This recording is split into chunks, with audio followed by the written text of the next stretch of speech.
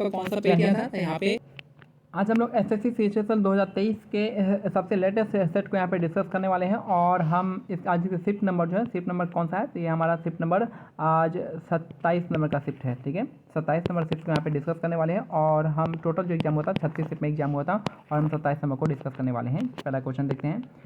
31 अक्टूबर 2022 तक भारत में कितने गैर प्रमुख छोटे पतन हैं, तो आपका 200 छोटे पतन हो जाएंगे। 31 अक्टूबर 2022 तक भारत में कितने गैर प्रमुख छोटे पतन हो जाएंगे, तो ये हो जाएगा आपका 200, इसका करेक्ट आंसर हो जाएगा। नेक्स्ट है, रबी की फसल में कौन सा कथन सही नहीं है पूछ रहा है, तो कौन सा सही नहीं है देखेंगे। दक्षिण पूर्वी राज्य गेहूं और अन्य रबी फसलों के उत्पादन के लिए महत्वपूर्ण राज्य, आपका गलत है। अब जो सही हम वो देखते हैं। रबी फसलों को शीत ऋतु में अक्टूबर से दिसंबर के मध्य में बोया जाता है, ये आपका सही है। दूसरा है, गेहूं, जौ, मटर, चना, सरसों कुछ मुख्य रबी फसलें, ये भी सही है। इन फसलों को ग्रीष्म ऋतु में अप्रैल से जून के मध्य में काटा जाता है। तीनों ही स्टेटमेंट क्या है, सही है। और ये जो है दूसरा नंबर का, ये आपका गलत है। नेक्स्ट है, कह रहा है which of the following is related to the concurrent list of the 7 schedule of the Indian constitution. कौन सा इनमें से, ये 4 लिस्ट दिया है, इनमें से कौन सा कॉन्करेंट लिस्ट में आता है पूछा है, तो आपका फैक्ट्री जो आपका कॉन्करेंट लिस्ट में आता है। इसका मतलब जो इस पर जो कानून बन सकता है वो स्टेट भी बना सकता है और आपका सेंटर भी लॉ बना सकता है फैक्ट्रीज पे।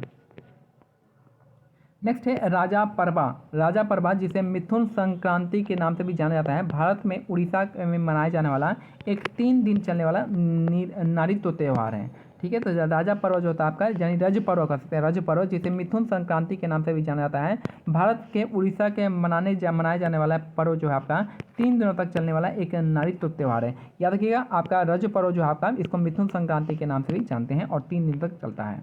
नेक्स्ट है, भारतीय बीमा नियामक और विकास प्राधिकरण का गठन जो है किस वर्ष हुआ था, तो 1999 में हुआ था। भारतीय बीमा नियामक और विकास प्राधिकरण जो है आपका, इसका गठन जो है आपका 1999 में हुआ था। नेक्स्ट है, बिरजू महाराज जो है आपका जाने माने कौन से नर्तक है, तो आपका कथक नर्तक हो जाएंगे। बिरजू महाराज जो है आपका कथक नर्तक है यहाँ पे। नेक्स्ट है, खेलो इंडिया यूथ गेम्स के चौथे संस्करण में महाराष्ट्र ने कितने स्वर्ण पदक जीते थे, तब 45, इसका करेक्ट आंसर हो जाएगा। खेलो इंडिया यूथ गेम्स के चौथे संस्करण में महाराष्ट्र ने 45 पदक को जीता था। नेक्स्ट है, ईस्ट इंडिया कंपनी को सेना के संबंध में निम्नलिखित में कौन सा युग में सही है, तो पहला आपका सवार जो है घुड़सवार को कहते हैं, और मस्कट जो है आपका पैदल सेना के सैनिकों द्वारा इस्तेमाल की जाने वाली भारी बंदूक होती है। दोनों ही स्टेटमेंट क्या आपका करेक्ट है और 90% केस में यहाँ पे करेक्ट होता है। 281 और बियॉन्ड जो है किस प्रतिष्ठित क्रिकेटर की आत्मकथा है, तो वीवीएस लक्ष्मण इसका करेक्ट आंसर हो जाएगा। ऑस्ट्रेलिया के अगेंस्ट में इन्होंने बनाया था। 281 और बियॉन्ड जो है इस किसकी है, तो आपका वीवीएस लक्ष्मण का है। नेक्स्ट है, कंप्यूटर के सेंट्रल प्रोसेसिंग यूनिट इसके संदर्भ में निम्नलिखित में अलग को चुनना है, तो यहाँ पे आउटपुट यूनिट आपका अलग है। बाकी ALU, ILU और कंट्रोल यूनिट आपका किसका पार्ट है, तो आपका CPU का ही पार्ट होता है। नेक्स्ट है, भारतीय क्रिकेट टीम जो है 2021 ICC विश्व टेस्ट चैंपियनशिप फाइनल किस देश से हारी थी, तो आपका न्यूजीलैंड से हारी थी। भारतीय क्रिकेट टीम जो है 2021 जो है ICC विश्व टेस्ट चैंपियनशिप फाइनल जो है किस देश से हारी थी, तो आपका न्यूजीलैंड से हारी थी।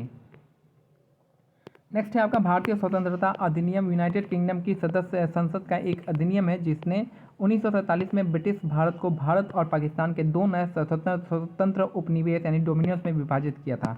फिर से देखिए, जो इंडियन इंडिपेंडेंस एक्ट है यानी भारतीय स्वतंत्रता अधिनियम है 1947 का, यूनाइटेड किंगडम की संसद का एक अधिनियम है जिसने 1947 में ब्रिटिश भारत को भारत और पाकिस्तान 2 नए स्वतंत्र उपनिवेश यानी डोमिनियंस में विभाजित किया था। तो यह इंडियन इंडिपेंडेंस एक्ट हो गया 1947 का।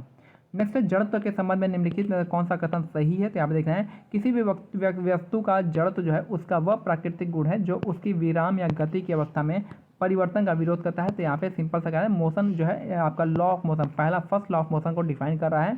तो यही आपका किसका इनर्शिया के बारे में बता रहा है। किसी भी वस्तु का द्रव्यमान उसके जड़त्व की मापे, ये भी स्टेटमेंट क्या है, सही है। तो दोनों ही स्टेटमेंट क्या आपका करेक्ट है और लॉ ऑफ इनर्शिया जो आपका मोशन के फर्स्ट लॉ को डिफाइन करता है और ये जो है मास पे डिपेंड करता है। नेक्स्ट है, 1 नवंबर 2022 तक सेबी के बाजार आंकड़ों की सलाहकार समिति यानी मार्केट डाटा एडवाइजरी कमेटी जो आपका उसके अध्यक्ष कौन थे, तो आपका MS साहू हो जाएंगे। तो 1 नवंबर 2022 तक सेबी के बाजार आंकड़ों की सलाहकार समिति मार्केट डाटा एडवाइजरी कमेटी के अध्यक्ष हैं आपके MS साहू हो जाएंगे। नेक्स्ट है, निम्नलिखित में से किसके समस्थानिक जो है आइसोटोप का उपयोग कैंसर के उपचार में करते हैं, तो कोबाल्ट का उपयोग हम करते हैं। कोबाल्ट के आइसोटोप का उपचार हम कैंसर में करते हैं। नेक्स्ट है भारत में नागरिकता अधिनियम किस वर्ष पारित हुआ था? 1955 में हुआ था। भारत में नागरिकता अधिनियम 1955 में आया था। निम्नलिखित में से भारत की सबसे बड़ी मीठे पानी की झील कौन सी है? तो वुलर झील है। भारत में सबसे बड़ी मीठे पानी की झील जो जाएगी वुलर झील हो जाएंगी। नेक्स्ट है निम्नलिखित में से किसे पैलेट ऑफ इंडिया के नाम से जानते हैं? तो पैलेट ऑफ इंडिया जो है आमिर खुसरो को जानते हैं। तो निम्नलिखित में किसे पैलेट ऑफ इंडिया कहते हैं? तो palette of India Amir Khusro कहते हैं। और ये किसके टाइम में थे? तो आपका अलाउद्दीन खिलजी के दरबार में थे। नेक्स्ट है भारतीय सेना की पहली महिला लड़ाकू विमान वाहक जो है कॉम्बैट एविएटर कौन है? तो आपका अभिलाषा बराक हो जाएंगी। भारतीय सेना की पहली महिला लड़ाकू विमान वाहक जो है कॉम्बैट एविएटर जो है आपकी अभिलाषा बराक हो जाएंगी। Nexa international Indian film academy award 2022 में सर्वश्रेष्ठ अभिनेत्री का पुरस्कार किसने जीता था? तो आपको कीर्ति सेनन ने जीता है। Nexa international Indian film academy award 2022 में सर्वश्रेष्ठ अभिनेत्री का पुरस्कार कीर्ति सेनन ने जीता है। नेक्स्ट है ऑस्ट्रेलियन ओपन 2022 में महिला एकल का खिताब किसने जीता है? तो आपका एशले बार्टी ने जीता है। ऑस्ट्रेलियन ओपन 2022 में महिला एकल का खिताब किसने जीता है? तो आपका एशले बार्टी ने जीता है महिला एकल का खिताब। नेक्स्ट है तीव्र एक्यूट रोग केवल कम अवधि तक रहते हैं। जो एक्यूट जो रोग होते हैं, एक्यूट रोग होते हैं या तीव्र रोग होते हैं वो केवल कम अवधि तक रहते हैं, बाकी शॉर्ट ड्यूरेशन तक होते हैं। नेक्स्ट है निम्नलिखित में से कौन सा पश्चिमी तटीय मैदान का हिस्सा नहीं है? तो देखिए यहाँ पे आ जाएगा, ये आपका मैं भारत का मैप बना देता हूँ फिर से।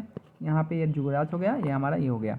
तो यहाँ पे पश्चिमी तट, यहाँ पे हम जानते हैं कि ये ईस्टर्न तट होता है, ये वेस्टर्न तट होता है। यहाँ पे हम इसका पार्ट कौन सा नहीं, तो इसके पार्ट में क्या आता है? यहाँ पे कोरमंडल कोस्ट आता है, केनरा कोस्ट आता है और कौन सा आता है यहाँ पे? कोंकण कोस्ट आता है। तो ये तीन कोस्ट पश्चिम में आता है। अब पूरब में कौन आएगा? तो यहाँ पे कोरमंडल कोस्ट आएगा, पूरब में उत्कल कोस्ट आएगा और भी कोस्ट आ सकते हैं। तो यहाँ पे कौन सा कर रहा है? पश्चिम में बोल रहा है। तो यहाँ पे हमारा कौन सा नहीं आ रहा है? तो आपका कोरमंडल तट नहीं आ रहा है। कोरमंडल किस में आ रहा है? ईस्टर्न में आ रहा है। बाकी मलाबार आ रहा है, कोंकण आ रहा है और कन्नड़ के तटीय मैदान आ रहे हैं। नेक्स्ट है समष्टि अर्थव्यवस्था यानी मैक्रो इकोनॉमिक्स जो है निम्नलिखित में से किस अध्ययन से संबंधित है? जब भी इकोनॉमिक्स का 90% केस में क्या होता है? दोनों ही स्टेटमेंट सही होता है। मैंने जैसा बताया है, संसाधनों का पूर्ण रूप से उपयोग न होने के कारण और कुल निर्गत का निर्धारण अगर नहीं भी आता है तो आप 1 into आप लगा दीजिए। इकोनॉमिक्स और हिस्ट्री के कंडीशन में आपका सही होता है आंसर। ठीक है, तो ये हमारा आज का लास्ट क्वेश्चन है कि LTE तकनीक के उपयोग निम्न में से किस वायरलेस प्रौद्योगिकी की पीढ़ी में किया जाता है? तो 4G में करते हैं हम लोग। याद रखिए आप 4G मोबाइल में आपका क्या आता है? LTE आता है ऊपर में, तो आप देख सकते हैं। तो LTE तकनीक का उपयोग जो है निम्न में से किस वायरलेस प्रौद्योगिकी की पीढ़ी में किया जाता है? तो 3G होगा नहीं, 1G नहीं होगा, 2G नहीं होगा, 4G इसका करेक्ट आंसर हो जाएगा। तो ये हमारा आज का सेट जो है कंप्लीट होता है। मिलते हैं अगले सेट में। इसका PDF आप हमारे टेलीग्राम चैनल में डाउनलोड कर सकते हैं, जिसका टेलीग्राम चैनल का लिंक जो है डिस्क्रिप्शन में दिया हुआ है, आप वहाँ से इसको डाउनलोड कर लेंगे। जय हिंद, जय भारत, धन्यवाद।